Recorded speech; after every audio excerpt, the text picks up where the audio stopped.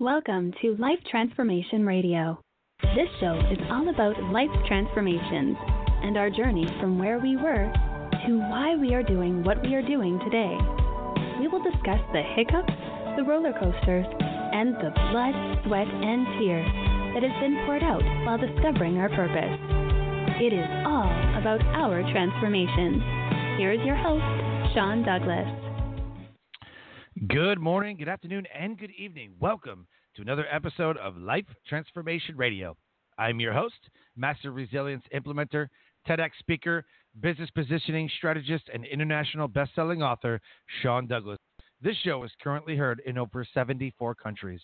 So whether it's your first time joining us or you've been listening to us for some time, I want to thank you to those who are listening from around the world. Life Transformation Radio is all about our transformation.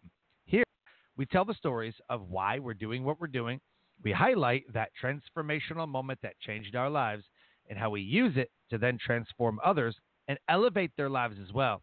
You can listen to us live right here on the Blog Talk Radio Network and join us in our Facebook group, Life Transformation Radio Community, where you can interact with and ask questions with the guests that I bring on the show.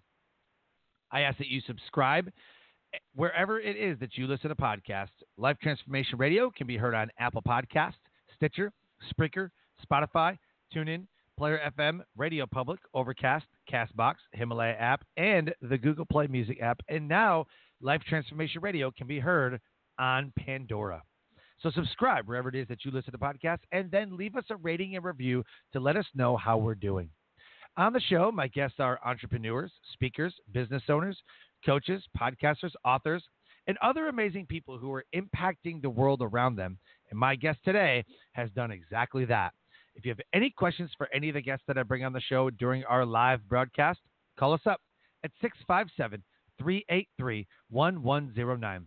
Again, the number is 657-383-1109. And with that, please help me welcome to the show, Casey Washack. Casey, welcome to Life Transformation Radio.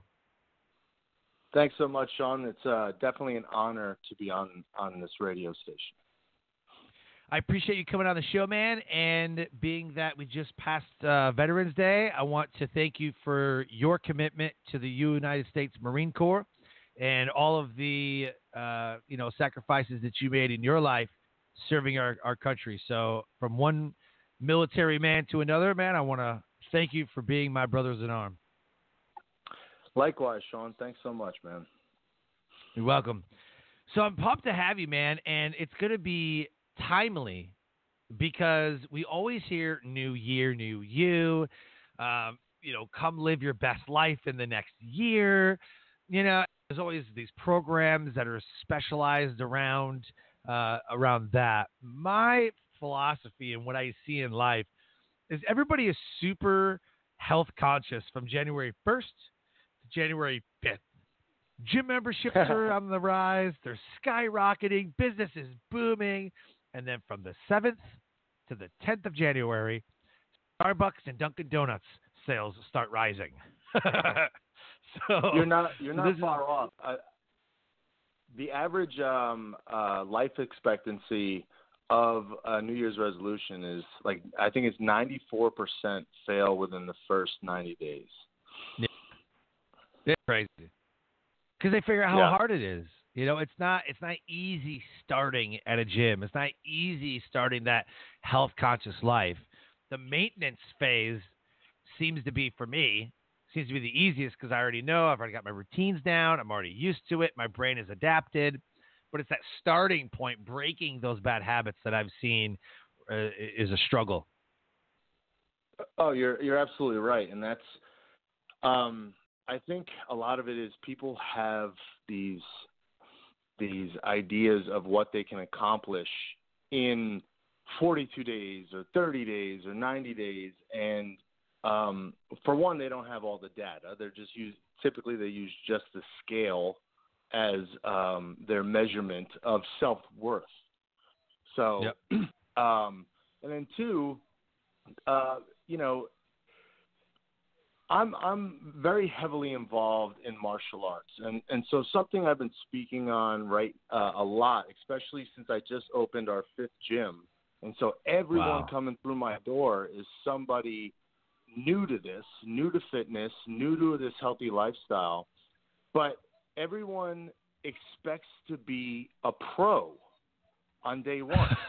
And so Yep. the beautiful thing about martial arts is on day one, you walk in and you put on a white belt, which is telling the world, like, look, I don't know much. And but that allows you the leniency on yourself that, like, look, every day is I'm trying to get 1% better. I'm trying to learn a little more. I'm trying to master this craft, but it's going to be a lifelong pursuit. Whereas people walk into a gym and expect to be good at it, and Right. not to be sore, and not to what's the word I want to use? They just expect perfection and especially in a crazy amount of time. Right. How come I'm not losing weight? How come I'm not like super buff? I go to the gym for like 2 hours. Like, what's going on? Yep. Yeah, and Absolutely, man.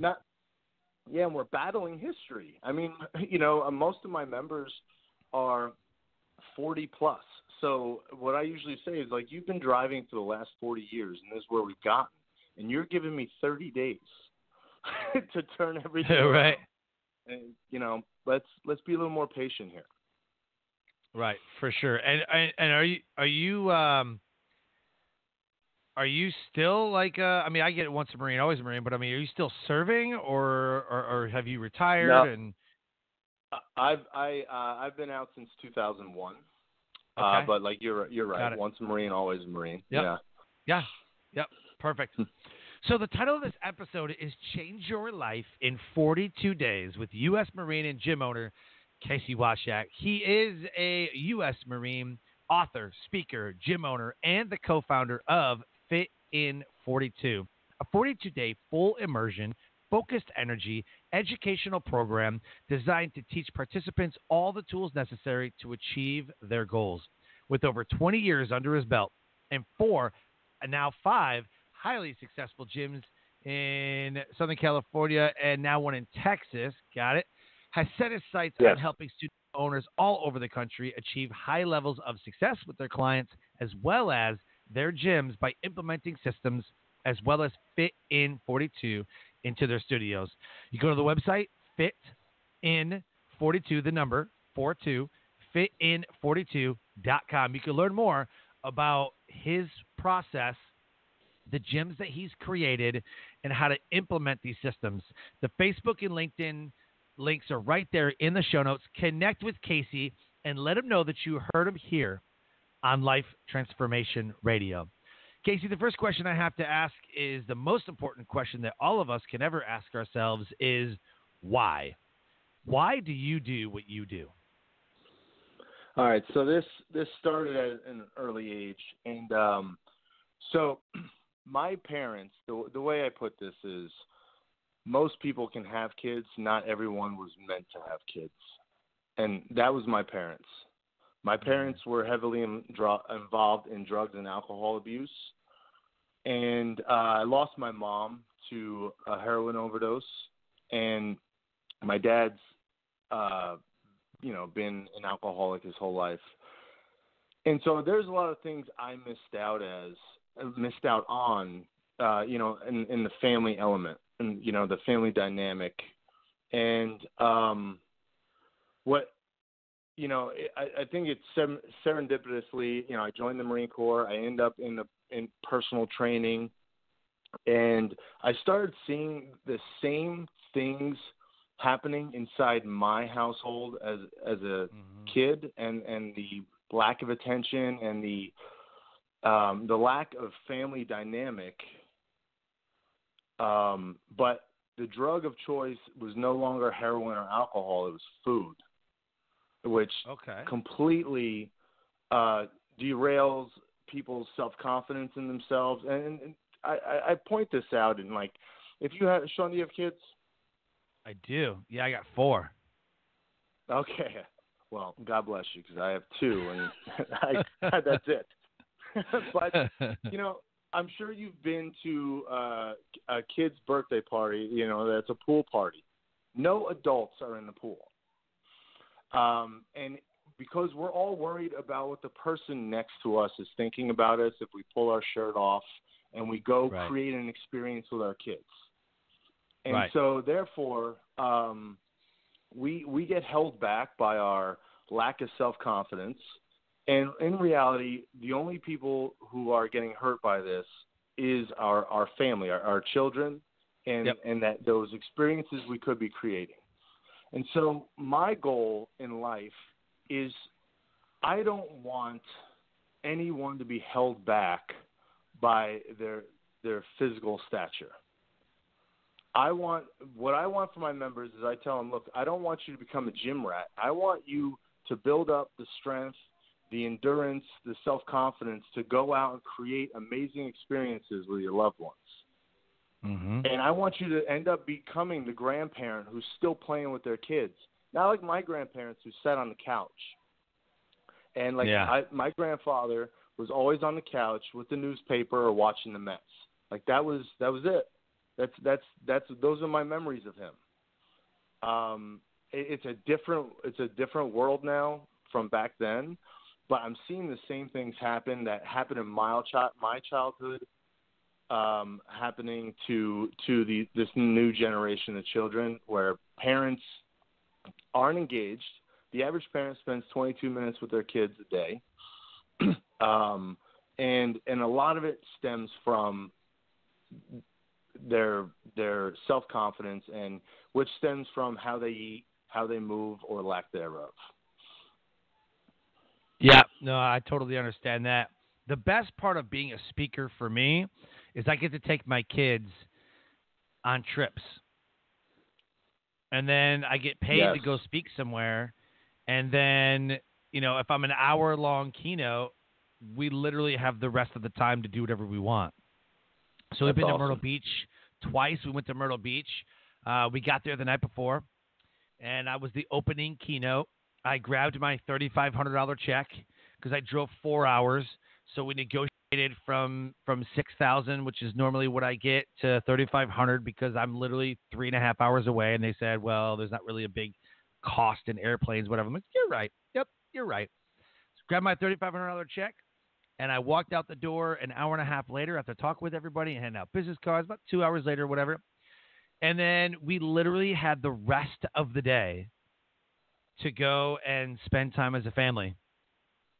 Yes. That was awesome. And your kid's going to remember that. Yes, absolutely. And we just got back from Orlando. We just literally at 11:30 last night drove in from Orlando back home to North Carolina because we've been gone since Thursday. And we were literally, I was speaking for Air Force Reserves for their Yellow Ribbon program. And so we spent a couple days in Orlando, putt-putt and swimming and roasted marshmallows and going out and having fun, man. So when you say that, the average parent only spends 22 minutes a day and all this other stuff, and I'm like, man, I am just blessed for the opportunities that I have to do these things with my kids, because my mom worked a bunch of jobs. I came from a broken home, and my mom hardly ever spent time with us ever. We'd maybe play a card game, on like a Wednesday night. But other than that, like the kids were making dinner because my mom was working 2 jobs, and it was just ugly. So yeah, my grandparents, same way. My grandparents really just kind of sat around, and my dad's grandparents, my dad's parents, my other grandparents, they do stuff. They had a farm, and we do stuff with them. But for the most part, yeah, man, you are so on point. Like literally describe my childhood. Well, I think it's a lot of ours. And so what you asked me what my why is, and what's funny is for the longest time, I just wanted to help people.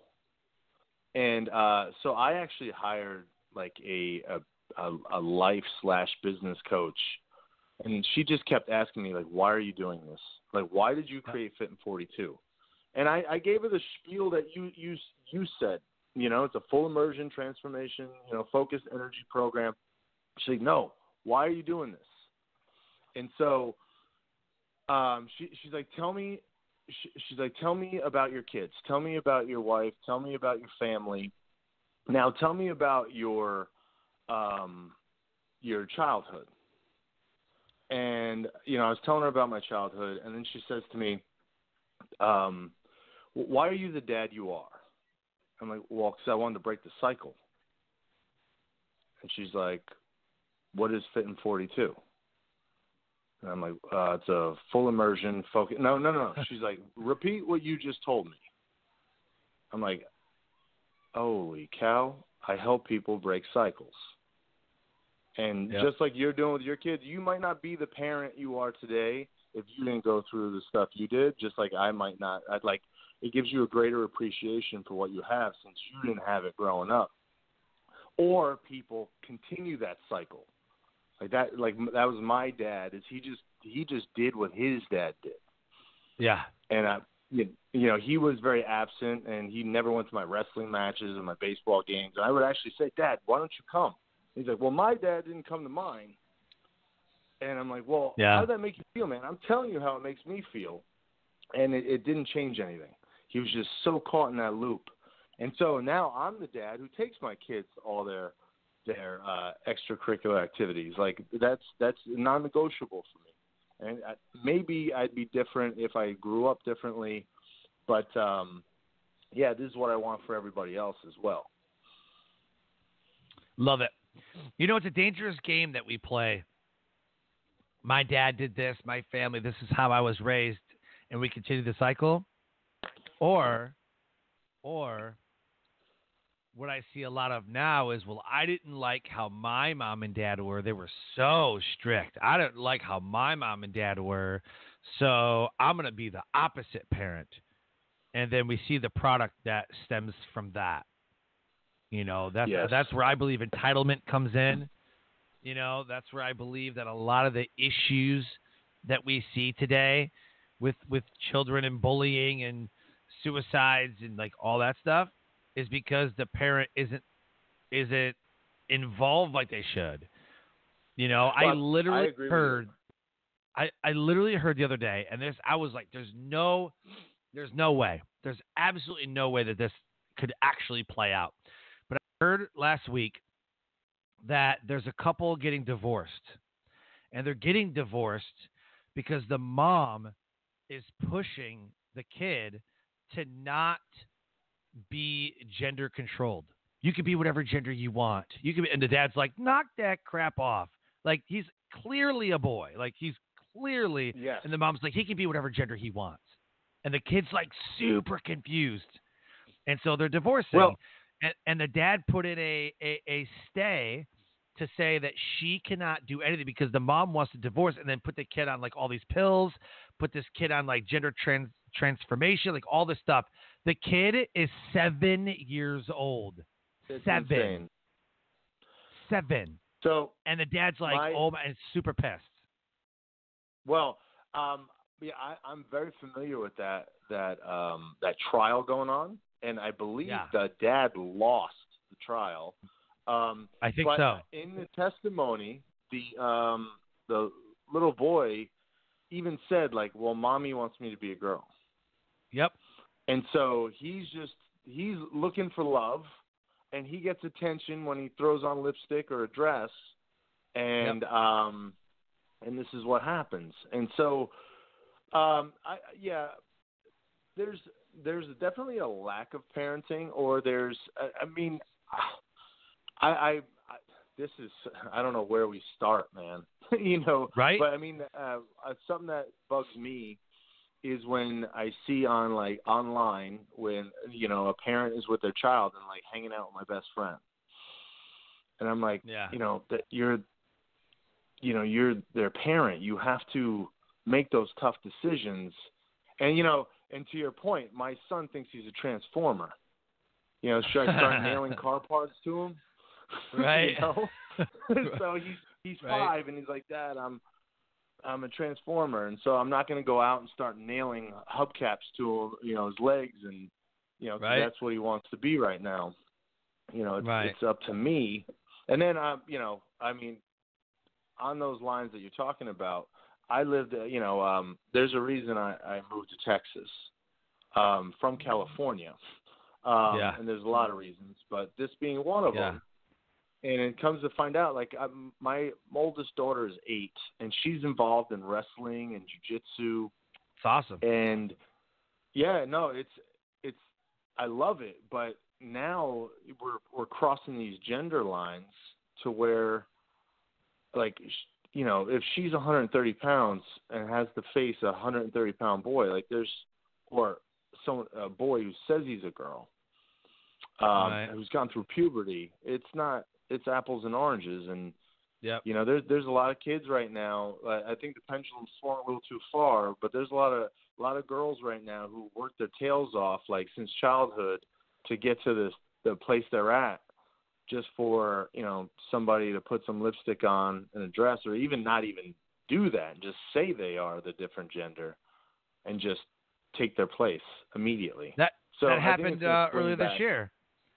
That happened earlier this year. Exactly. There was a high school, what was it? There was a high school track meet. I think it was a track and field championship or something like that. Yeah, and these girls were crying. They were pissed because a boy had won a lot of the things, and they're like, he's clearly, and they're like, nope, he identifies as a girl. And it totally ruined them. And they went on strike or whatever. They were like, we're not doing this no more. We're out. We're leaving. Like what? And it just ruined everything that they had ever strived for, because they're trying to get into college and trying to do these things, So yeah, I worry about that stuff too. When I'm, my girls are in gymnastics, and I have my, I have a 5-year-old and a 12-year-old, and they're in gymnastics, and I'm just telling them, like, you got to strive to be the best that you could be in this moment. Do what you can in this moment. Don't let anybody deter you. And, we say the same things as family members, even as a speaker, we're telling our audience these anecdotes, and then they come home discouraged. I'm like, I don't even know what to say half the time. Yeah. Yeah, it's not. I mean, at the current moment, I do believe that the pendulum just swung very far in one direction, and it'll come back. Yeah. Because sure. I don't know. I don't know how you can. I mean, we can get. Yeah, man. We can go so deep. On this. Right. But. So let's talk about a transformational moment, because that's kind of like what we're talking about. What is a transformational moment that happened to you in your life, which then puts you on the path to what you're doing today? All right. So I worked out when I was in high school only during the season of whichever sport I was playing, whether it was baseball or wrestling. So, like, working out wasn't something that naturally came to me. I love sports. But when I joined the Marine Corps, I was a machine gunner. And so if we're not out in the field, if we're not out in the desert practicing, we would basically have like a not a 9 to 5. It'd be like a 5 to 5, but we're off at 5. And so that's when I was like, you know what? Let me start working out. I have all this time. At the time I'm 18. I'm a Marine. There's kind of a stereotypical look I should be trying to achieve here. Yeah, right. So so I'm working out. I joined the base wrestling team, and then all of a sudden, I take this guy down, and he throws me in what's called a triangle. He basically chokes me with my own arm and his legs. Yep. And that's not a wrestling move. That's a jiu-jitsu move. And so at that point, I'm like, what was that? He's like, oh, that's a triangle. And I was like, I need to learn that. So I started learning jiu-jitsu. So this is all the stuff I'm doing after work. But this is so my higher-ups kind of they caught wind of this, and they saw what I was doing. And what tended to happen was not everybody was doing what I was doing after work. A lot of us were eating pizza, watching movies, drinking beer. And so as a machine gunner, our whole job is to basically climb up to the mountaintop and then be able to kind of suppress everybody below us so our other guys, our other infantrymen can go from point A to point B. So our whole job is to get to the top, get to the peak, whether that's the top of a building or top of a mountaintop, or just get to the high ground and be able to really help out the rest of the team. Well, that doesn't work if you're too out of shape to get up the mountain. And so what was happening was our guys, some of our guys were even though we ran every day and stuff, like what they were doing after work was severely hindering their ability to do our job. And so my higher-ups forced me during my lunch hour 3 days a week to train these guys. Like, it's not something I wanted to do. They took away my free time to start training these guys. And so what ends up happening is, I was mad, and I just basically put a beating on them 3 days a week. But one by one, they didn't have to come back. And I knew I was getting out of the Marine Corps. I just didn't know what exactly I was going to do. And it wasn't until one of my CO, my commanding officer, came up to me. He's like, "Hey, just want to tell you, you're doing a great job with these guys. I know you're getting out, but you might want to look into doing this because this is really interesting." And so that's when I decided to find out more the science behind diet and exercise and not just trying to beat people up, because I didn't think anybody would pay to throw up 3 days a week. So, but what ended up happening was, I get out of the Marine Corps, I start training people, and it just kind of hit me that everyone's dealing with the same things. Here I am. I was training these Marines who we get out of boot camp, and we're all like Terminators. We're in peak conditioning. We're just at the top of our game, and slowly but surely over time, like during boot camp, no, you're not allowed to smoke, you're not allowed to drink, you're not allowed to eat pizza. But once you get out of boot camp and you have that freedom again, all that stuff starts seeping back in. And then I'm noticing I'm training these, I get out of the Marine Corps, I'm training these 40 to 55-year-old women and men too, but basically, it's the same thing. They start these bad habits are ingrained in them. And just seeing them 3 days a week, 3 hours a week was just not enough. There's 168 hours in a week, and I see them for 3. And so what ended up happening is my brother and I just got so fed up with two people coming into our gym who were almost identical, same lifestyle, similar age, similar size and stature. And one just needs to start moving. They start moving, and then they start cleaning everything up on their own. Like, they start making better choices on their own. And then, but the other, they move. We see what they're doing in the gym, and they're working hard, but their habits are so ingrained outside the gym that it negates everything we're doing. Mm-hmm. And then ultimately it falls back on us. They say, "Casey, this isn't working." And I'm like, "I see you 3 hours a week out of 168. How are you possibly blaming me?" So that's when we decided to create Fit in 42. And so this, I don't know if it was necessarily a transformational moment, or it just kind of hit us, like my childhood with the drug and alcohol abuse, and the fact that my parents tried to get clean. So my brother and I were at the back of AA meetings, playing paper football.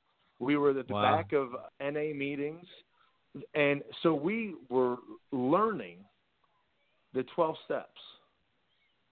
Yeah. And then so here I am, seeing it in the Marine Corps, seeing same thing. People,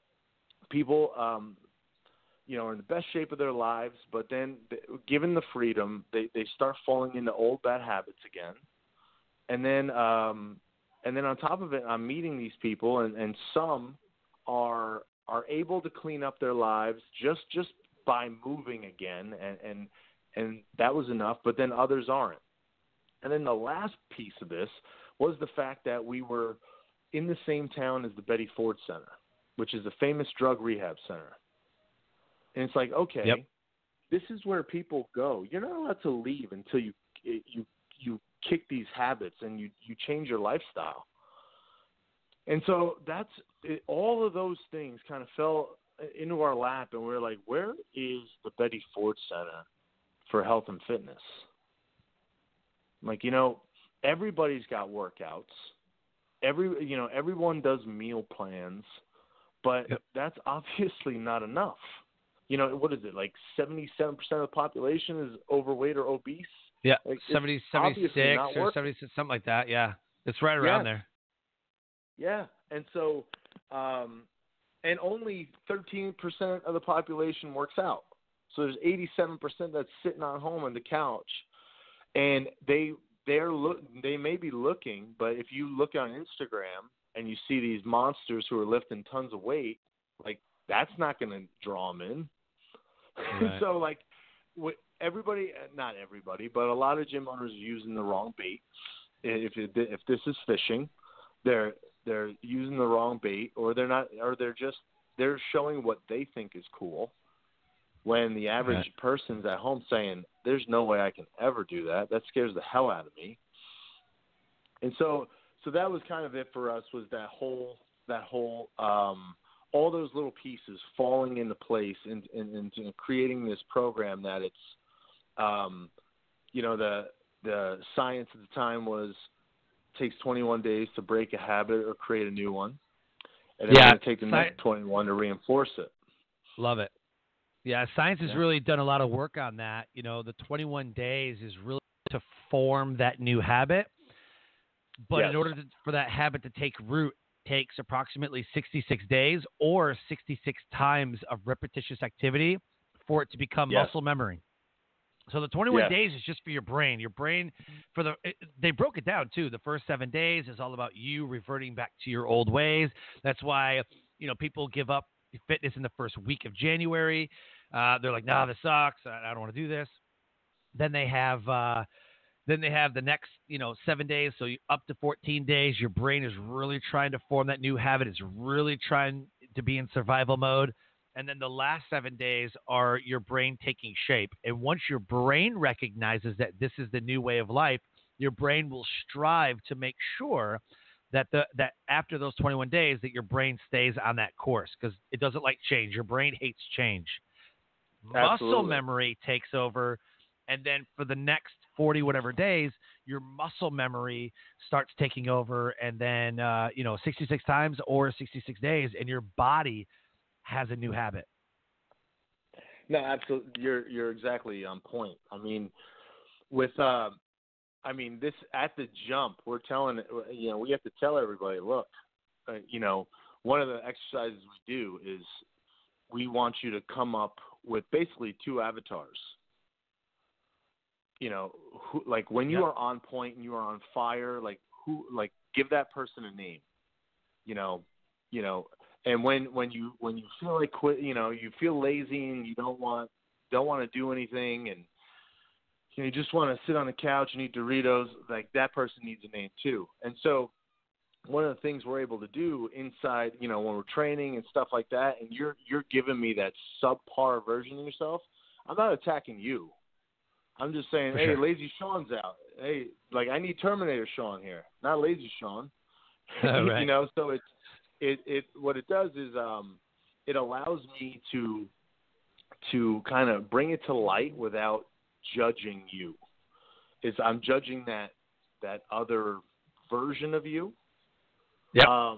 But then we also say too, the whole time, look, because everybody comes in, and this is really interesting, and it's my favorite part, is meeting with people and really diving deep as to why they want to do this. Everyone tells me they want to lose 20 pounds, they want to tone up, lose weight. It's not even a full sentence. It just says tone up, lose weight.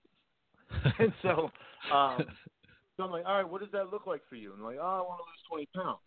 And so we just keep asking why, and it basically boils down to there was a happier time. And in a lot of situations, I'll just take like a woman, for example. She's like, I want to lose 20 pounds. I'm like, okay, when was the last time you were 20 pounds lighter? She's like, oh, my wedding day. I'm like, okay, so I'm sure that was a great day. And then so I'll talk about that day for a couple of minutes. And like, so tell me more about that. Where was it? Was it a big one? Was it little? Like, was it a destination wedding? And just get them really like thinking about that day and how happy they were. And then I'll say, so what's changed? And then it's, the hustle and bustle and, the relationships changed. And so what it really boils down to is what we see people saying is, Casey, if I lose this 20, I'll be happy again. And that's not the case. So, but that 20 is a marker. It's a milestone. And they just say, like, I was happy when I looked like that. With a lot of guys, for what we notice is they just want to get back on the field somehow. Like, like you talk to any pro, athlete, it's not about the game. It's about the locker room. Yeah. They miss the locker room. They miss that camaraderie. And even military guys, even military. Yeah. And so that's what they're looking for. And so it's trying to bring them back to that point. And that's the thing that's very empowering for me is because then I say something like, all right, Sean, we get you to this point. What are you going to be doing differently? Like, the goal is not to like look awesome and Netflix and chill. The goal is right. Like, I want you life has to be different. Because who you are today is not who would be 20 pounds lighter. And so, and that's when things come up like, oh man, I'd love to start skiing again, or I really want to start playing, like pick up basketball games again, or, whatever it is. There's always something. And so that gives us kind of some jump off points and something to look forward to, because what I really need inside this 42-day process is I need something that I can whisper in your ear that'll make you want to do like 5 more push-ups, like when you want to quit. And so one of the most powerful ones for me that I've ever had was I'm meeting with this woman, and she's not opening up at all. I'm trying to do, what would life look like differently? Like, what is your goal? And she's just giving me the most surface level answers as far as, I just want to look better. All right, what does that mean?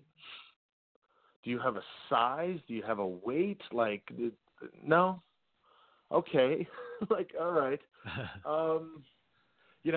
Is there anything you would want to do differently? Anything you want to do differently with your life? Some like physical activities? No. All right. Okay. So how about this? It's 5 a.m. and you're supposed to be here working out with me, and you don't show up. What can I text you that's going to make you hop right out of bed and run to come and to get your butt over here? She says, tell me my son's watching me. Okay. And I'm like, okay. I'm like, can we talk about that?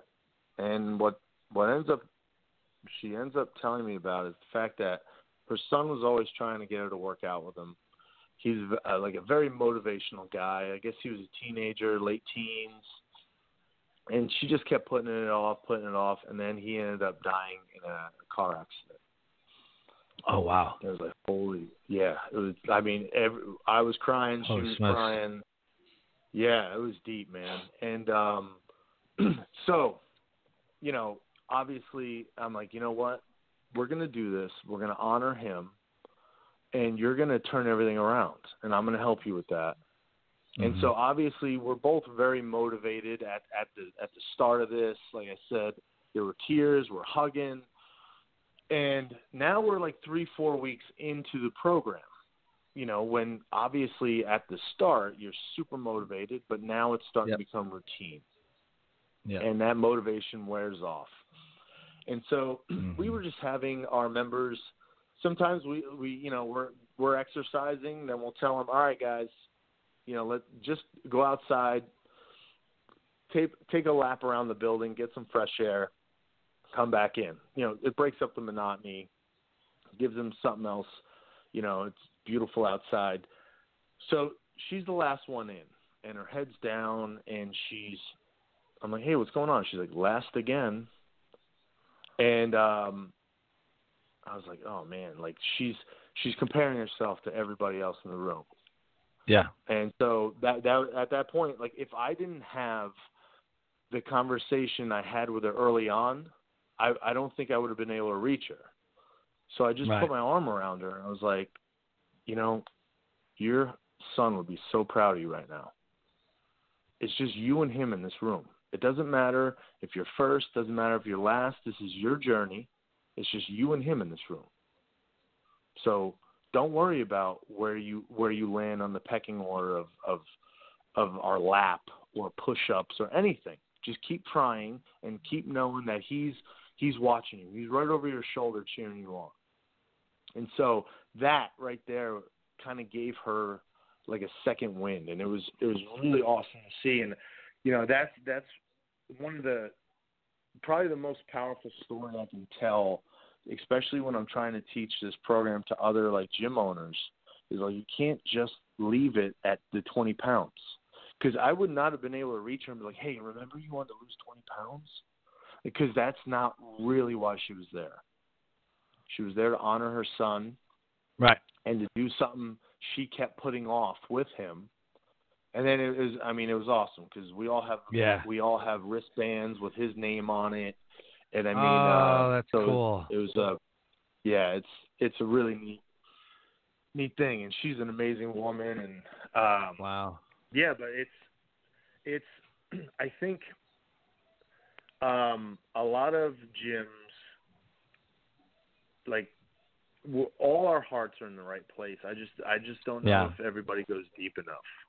Yeah. I mean, we hired a psychologist to help us with this sort of stuff because this is I mean when my brother and I created this, we created it in 2010. I was like what was I, like 30 years old? What do I know? Right. So it's it's I want to give a chance for people to connect with you. So everybody listening, go to fitin, the number 42, fitin42.com. You can see everything that Casey is working on with his team and the gyms that he's creating, the full immersion, focused energy, educational program that teaches participants all of the tools necessary to achieve their goals within this fitness space. You can absolutely do it. His Facebook and LinkedIn information is right there in the show notes. Connect with him and let him know that you heard him here on Life Transformation Radio. So with the last minute that we have before we close the show, give me a 30-second takeaway. Everybody listening right now, this is the takeaway of the show. Casey, what is your takeaway that you want to leave the listeners here? All right. So January's coming up. If you want to be a different version of yourself, you need to figure out who that person is, what they look like, how they wake up in the morning, what they read, what they eat, and then there's going to be a gap between who you are today and who they are or who that person is. And the whole goal of this is for you to slowly make your way over to becoming that person. We all know that there's a better version of ourselves, and so what you really need to do is map out who that person is. Like everyone can tell me about Homer Simpson. I can say, name 20 things about Homer Simpson, and everyone can tell me about Homer Simpson. But a lot of people can't tell me who that ideal version of them is. Sure. So sit down, write it out, everything you possibly can about them, and then the goal is to slowly but surely make your way from where you are today to who that person is in the future. Love it, man. Thank you so much for coming on the show. This has absolutely been an honor and a pleasure. Likewise, Sean. Thanks so much, man. All right, Life Transformation Radio listeners, an amazing guest impacting the world around him. If anything resonated with you, please connect with him and get in touch to get fit in the next 42 days of your life. With that, I close the show by saying live your brand. Find opportunities every day to live out the core values that you hold deep in your heart. And I call this living your brand. So until next episode, live a great life.